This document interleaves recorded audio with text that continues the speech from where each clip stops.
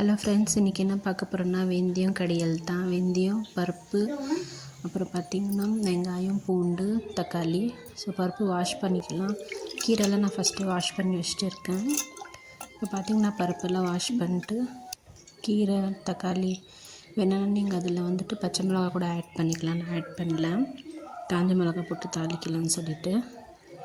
தண்ணி ஒரு கிளாஸ் ஊற்றிக்கோங்க. தண்ணி கம்மியாக இருந்தால் தான் நல்லா கட்டியாக வரும், இல்லைன்னா தண்ணி ஆகிடும், நல்லா இருக்காது. இது ரொம்ப ரொம்ப நல்லது நம்ம உடம்புக்கு.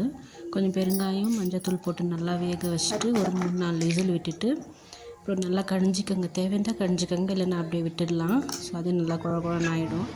இப்போ தாளிக்கிறதுக்கு ஒரு கடாயை வச்சு கொஞ்சம் கடுகு, கொஞ்சம் சீரகம் போட்டு வெங்காயம், காஞ்ச மிளகா போட்டு நல்லா ஃப்ரை பண்ணிவிட்டு தேவையான உப்பு போட்டுக்கோங்க. பருப்பு கடையும் போது உப்பு ஊற்றிட்டா கொச்சை பிறகு ரெடி ஆயிடுச்சு.